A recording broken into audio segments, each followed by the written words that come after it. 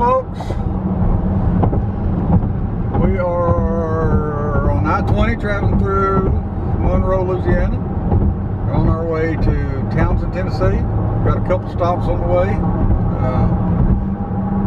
Let's see, this morning we're going to drive over to Vicksburg and go visit the Vicksburg Military Park. Yeah, we thought what better way to start a Memorial Week vacation than to go to the military state or military national park, I think it is, in Vicksburg, Mississippi.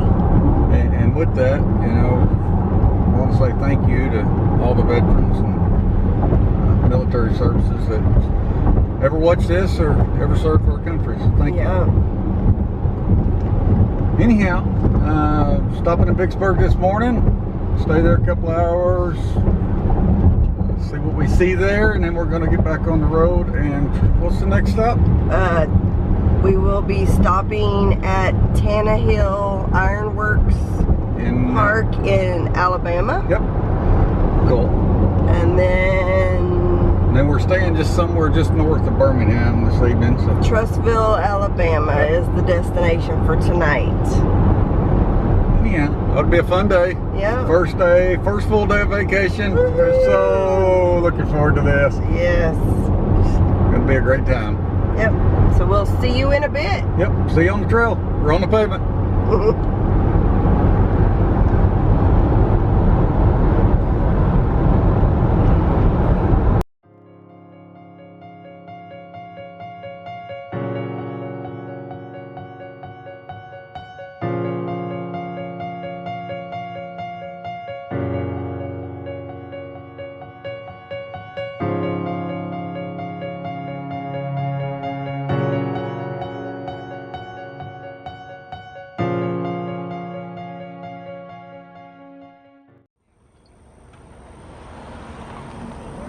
Battery de Gaulier. Artillery was organized into groups of up to 6 cannon called batteries, which allowed federal artillerymen to constantly bombard the 9 major Confederate forts guarding the roads into the city.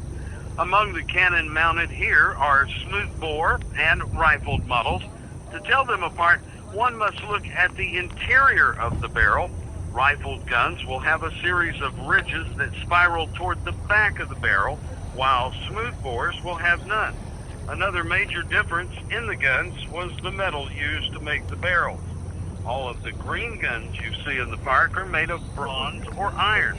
To tell the difference, just remember that bronze turns green with age. And if there's any doubt about the ability of the federal gunners to hit the Great Redan, a Confederate fortification marked by a tall granite monument some 650 to the west, most of the guns of de Gaulier's battery could hit targets from 1,600 to 1,800 yards away. After Union forces failed to take the Redoubt, they're putting in a wheat field and stuff like that. They're trying to put it back. Established his battery on May 25th to pound on the Confederates day and night, but he only served here a few days before a Confederate sharpshooter severely wounded him. And although he survived to see the surrender of Vicksburg on July 4th, 1863, he did not see the final triumph of the Union forces in 1865, for his health worsened after he surrendered as he died August 8th, 1863.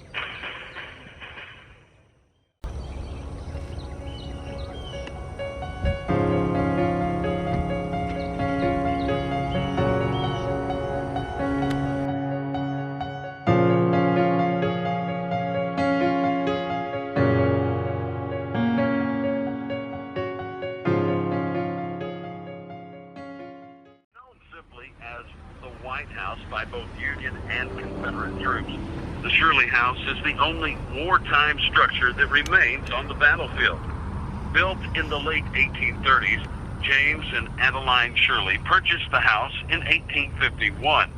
Although they owned 25 slaves, when the secession crisis came, James supported the Union, as did the majority of Vicksburg voters who recognized that their fortunes were bound to the free flow of commerce on the Mississippi River. In early spring 1863, the Shirley House boasted a manicured walkway, a beautiful garden, and fruit trees in the backyard.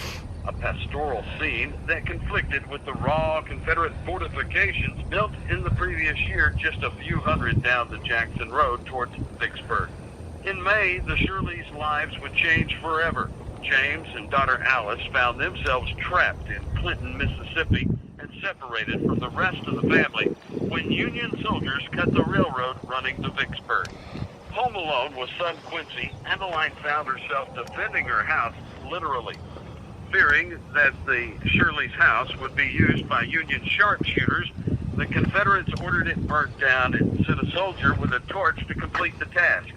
But Adeline Shirley, unwilling to let her house go up without a fight, begged the soldier not to, delaying him so long that advancing Union soldiers shot the unfortunate man. Although she had saved her home, the shot and shell coming from both sides became too dangerous, and she and her son Quincy had to seek shelter in a cave in the Union lines. They eventually ended up moving into one of their former slave cabins, but never lived in the White House again. The war had damaged it too much. Alice sold the house to the U.S. government in May 1900 on the condition that her parents be buried in the backyard and that the home be fully restored. Circumstances both met at the time.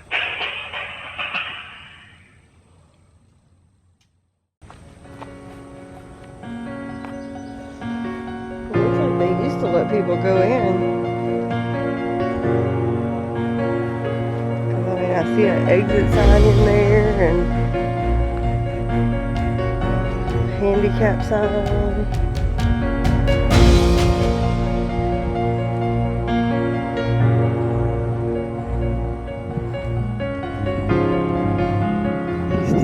Just think it.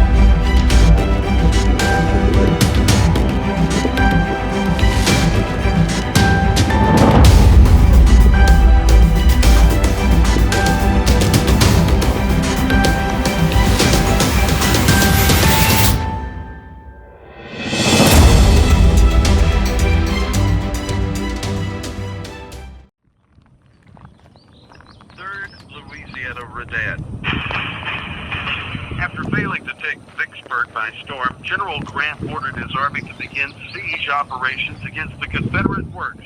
Subsequently, his engineers supervised the digging of approach trenches from the Union lines towards the forts marked for destruction. The first of these was started just past the Shirley House and extended to the 3rd Louisiana Redan, one of 2 massive forts guarding the old Jackson Road into Vicksburg. The Union soldiers made quick progress, reaching the point of the Redan in a matter of weeks. Not content to stop there, they continued on with a tunnel 40 feet long and directly underneath the men of the 3rd Louisiana Infantry Regiment manning the fort. On June 25th at 3:30 in the afternoon, the front of the fort erupted in a geyser of dirt and smoke.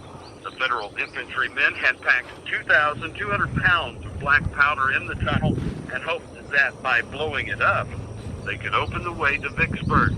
The earth rose up and swallowed Confederate soldiers, leaving a crater 40 feet wide and 12 feet deep.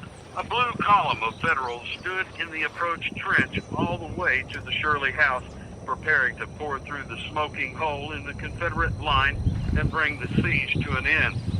That was not to be the case, for when the men of the 45th Illinois rushed into the crater and they ran into a wall of Confederate iron and lead, trapped in the crater and unable to advance, the Union troops persevered for 24 hours before finally withdrawing in failure.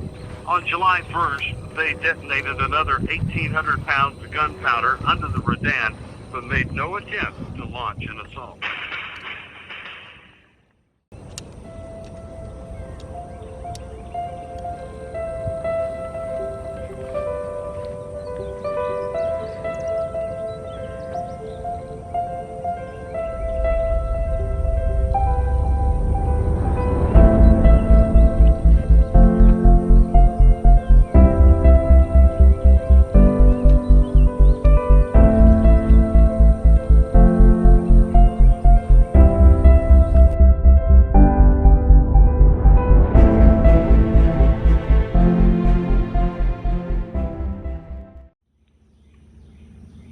Stockade Redan attack.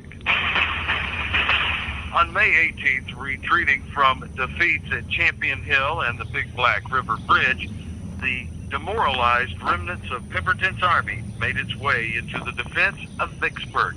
Hot on their heels and eager to end the campaign quickly, the men of General Sherman's corps pressed them relentlessly.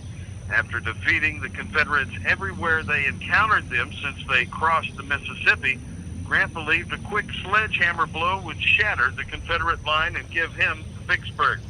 The target of that heavy blow was the Stockade Redan complex, a trio of large forts that had blocked the Graveyard Road entrance to the city.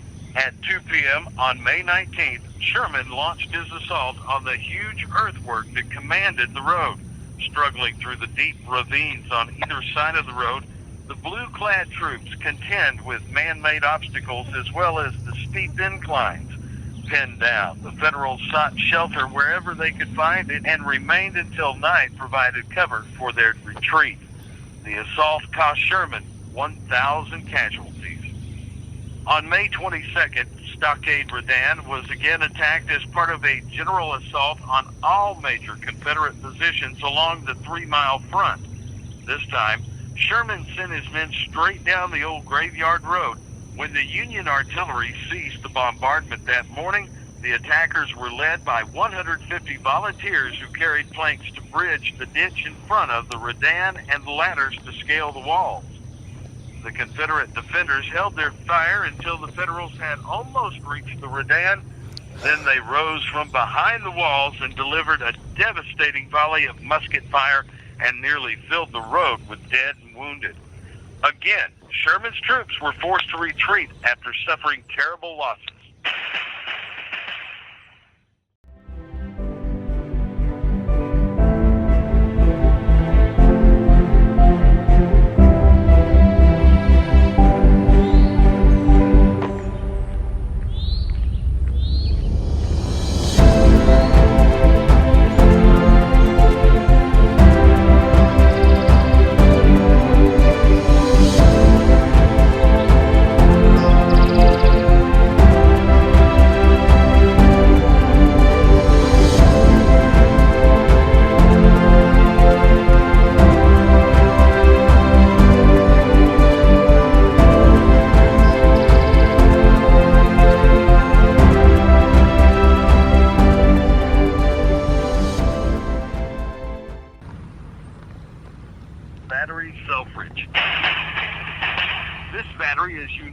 from the land-based artillery in the respect that it was manned entirely by Union sailors. The battery commander was Thomas O. Selfridge, the former captain of the USS Cairo, which sunk on December the 12th, 1862, when it struck a torpedo in the Yazoo River just a few miles north of here. During the siege, this crew was so unusual that Union soldiers regularly gathered here to witness a spectacle unseen by most infantrymen. Recreating ship life ashore, the sailors that crewed the naval guns of Battery Selfridge maintained the routine of life aboard ship as best they could. Much to the entertainment of their land-based brothers, the sailors slept in hammocks, polished the gun platform, and manned the guns according to Navy regulations. Just across the tour road is the Navy Monument, a 202-foot tall obelisk, similar to the Washington Monument in Washington, D.C. Around the base are prominent naval commanders who participated in the campaigns for Vicksburg. Abraham Lincoln jokingly referred to the Navy Uncle Sam's webbed feet when speaking of that branch's contributions to the final Union victory.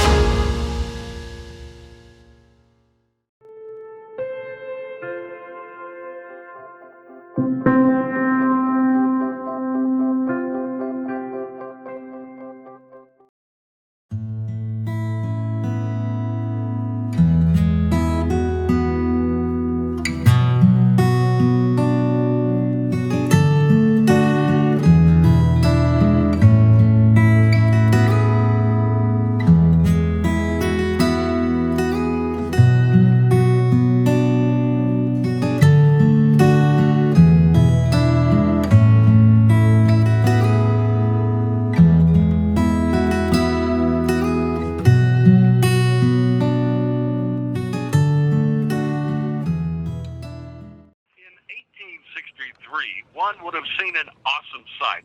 The great bend of the Mississippi River and the Union Navy that sought to control it.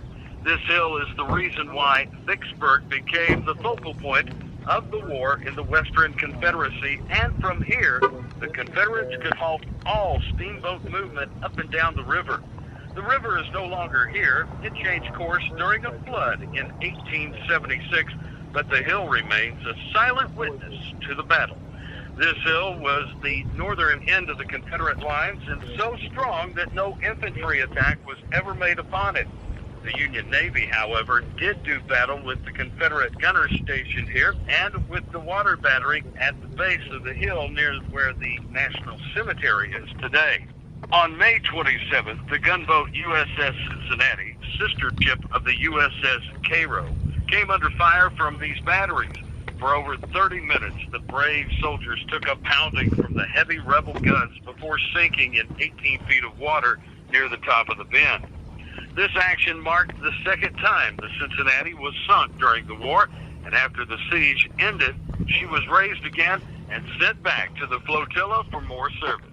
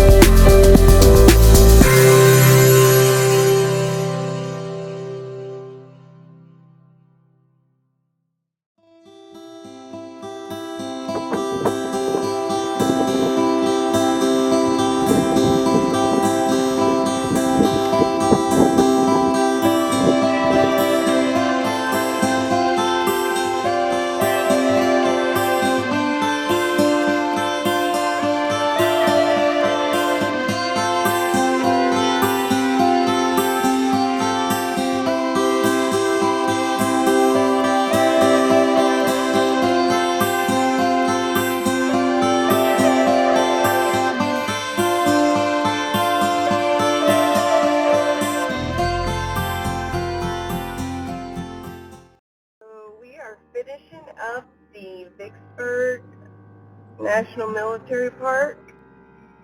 We did the driving tour because obviously the walking tour would have took us way too long since this has almost been 3 hours just to do the driving tour. Yeah. The way Barbara likes history, this could have went on for hours and hours and hours walking it. It could have definitely went on that long.